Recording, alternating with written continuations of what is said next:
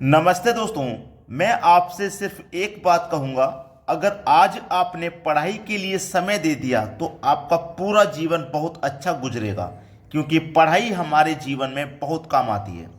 इस प्रश्न की मैं बात करूं, 2 की पावर 50 का 2 गुना कितना होगा? तो यहाँ पे जो मेरी क्लास का अगर मैं रिजल्ट आपको बताऊं तो 50% रहा यहाँ पे ऑफलाइन। ठीक है, ये जो मैं आपको पढ़ा रहा हूं उसकी बात नहीं कर रहा, जो मैं यहाँ पे पढ़ाता हूं। 50% बच्चे इस प्रश्न का आंसर नहीं दे पाए थे। तो जब वो नहीं दे पाए तो हो सकता है आप भी नहीं दे सकते, इसलिए ये क्वेश्चन मैंने आपके लिए रखे हैं। आज के वीडियो में ये सब वही छटे हुए क्वेश्चन हैं जो बच्चों से नहीं हो पाए थे। 2 की पावर 50 का 2 गुना कितना होगा, इसको ध्यान दें। 2 की पावर 50 का 2 गुना करिए, तो हमने ये 2 गुना कर लिया। अब देखो, 2 के ऊपर कुछ भी पावर नहीं है, तो इसका मतलब इसकी पावर 1 होगी। अब जब बेस समान है तो पावर ऐड हो जाती है। तो बेस समान आ गया 2, पावर ऐड कर दो, 50 में 1 ऐड कर दो, 51। ये हो गया आपके सवाल का बिल्कुल सही जवाब। बच्चे इस लॉजिक तक पहुंचे ही नहीं थे, किसी ने ये लॉजिक बच्चों को सिखाया नहीं था, फिर हमने सिखाया। और आपको कैसा लगा आप हमें कमेंट करके जरूर बताना। अब देखेंगे अगला सवाल। अगला सवाल है, ये सवाल अधिकतर बच्चों को परेशान करके रखता है। क्यों परेशान करता है, कैसे परेशान करता है, वो भी सीख जाएंगे। 27 की पावर 27 प्लस 27 को 28 से भाग देना है। देखो, 27 की पावर 27 प्लस 27 को हमें भाग देना है 28 से। अब बच्चा क्या करेगा भाई, ये 27 है यहाँ पे। अब बच्चा क्या करेगा, 27 की पावर 27 करेगा तो बहुत बड़ा समय लगेगा, जो कि हमारे एग्जाम से बहुत ज्यादा हो जाएगा। 27 की पावर 27 आपको नहीं करना, आपको 28 से भाग देना है ना। अगर आप 28 से 27 में भाग देंगे तो माइनस का 1 आएगा। इस 27 में अगर आप 28 से भाग देंगे तो ये 1 कम ही तो है, इसीलिए 1 कम आ गया। अगर यहां 26 होता तो यहां -2 आता, अगर यहां 25 होता तो -3 आ जाता है। समझे ना मेरी बात को, जितना यहां कम होगा उतना ही यहां माइनस का आ जाएगा। अब -1 की पावर है विषम, यानी कि ऑड, तो यहां पे -1 ही रहेगा। ठीक है, यहां पे देखो 27 है, 28 से 27 में भाग दूंगा, यहां पे भी 1 कम है, तो यहां पे भी -1 होगा। -1 मिलकर के कितना हुआ, -2 हुआ।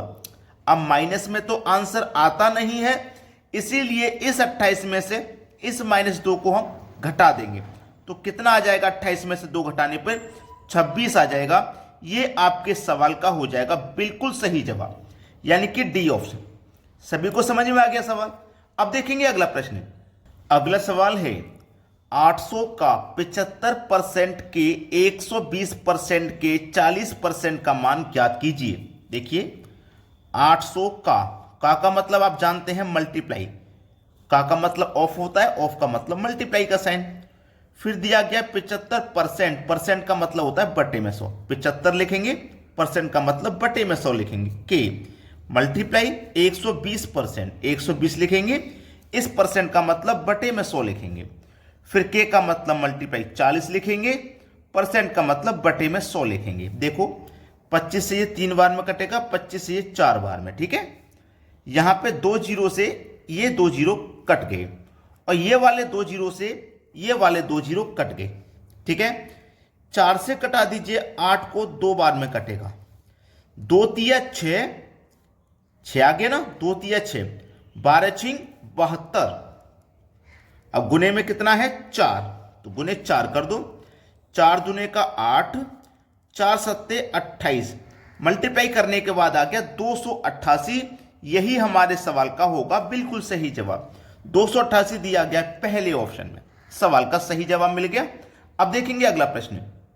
अगला सवाल है, यह सवाल ना बच्चों को बहुत दिक्कत देता है, परेशान करता है, और जो बच्चे इसको, जैसे 23 की पावर यहां पे देश के ऊपर 12 है तो बटे में 9 लेते हैं, मैं तरीका ही चेंज कर दूंगा। आज मैं इस सवाल का तरीका ही चेंज कर दूंगा। ठीक है, आप जो करते हो पता है कैसे करते हो, 23 है, 2 9 के ऊपर 12 है, बटे में 2 9 लीजिए, ऐसे ही तो करते हो। ये तरीका अब पुराना हो गया, इसको भूल जाइए। सबसे सरल तरीका मैं आपको बताऊंगा। दशमलव के बाद 23 है, दशमलव के बाद 23 लिखो, दोनों संख्याओं के ऊपर बार है ना, तो इन दोनों संख्याओं को रिपीट कर दीजिए। 23, 23 3 बार लिख दिया, चाहे 4 बार लिख दो, चाहे 5 बार, ठीक है, क्लियर है। इसी संख्या को रिपीट कर दो 3-4 बार, हमने 3 बार रिपीट कर दिया। फिर आगे आ जाइए, यहां पे भी दशमलव है। अब देखो दशमलव है यहां पे, ठीक है, कितना लिखा हुआ 23, यहां पे भी 23 है, लेकिन 3 के ऊपर बार है, तो मैं इस 3 को ही रिपीट करूंगा, उतनी ही बार रिपीट कर दूंगा जितनी संख्या ऊपर है, ठीक है। अब जोड़िए, 3 और 3 6, 2 और 3 5, 3 और 3 6, 2 और 3 5, 3 और 3 6, 2 और 2 4, और ये आ गया दशमलव। अब संख्याएं देखना ध्यान से, संख्याओं को ध्यान से देखना, ये क्या है 65 65 65। अब अगर मैं संख्याओं को आगे बढ़ाता तो फिर से 65 65 रिपीट होता, तो हमारे पास रिपीट होने वाली संख्या क्या है 65 65 65।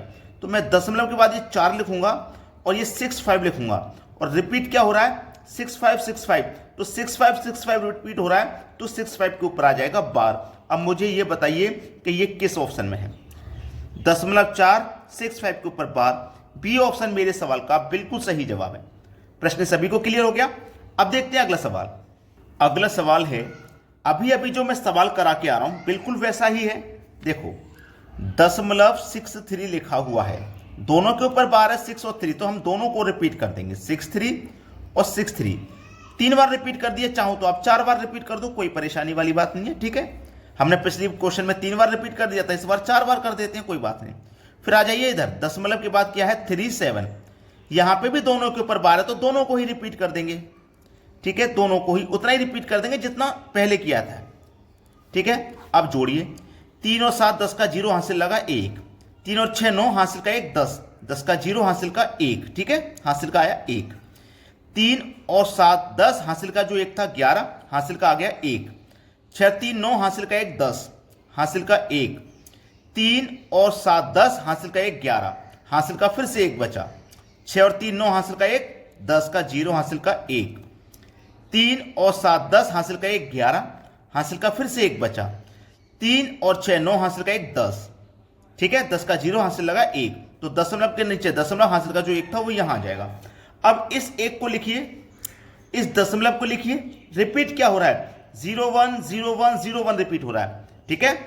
तो हमारे पास 01 लिखना है, और 01 01 01 रिपीट हो रहा है, तो इस 01 के ऊपर लगा देना है बार। हमारे सवाल का यही तो आंसर मिलेगा, 1.01 के ऊपर बार, 1.01 के ऊपर बार, मतलब डी ऑप्शन है हमारे सवाल का बिल्कुल सही जवाब।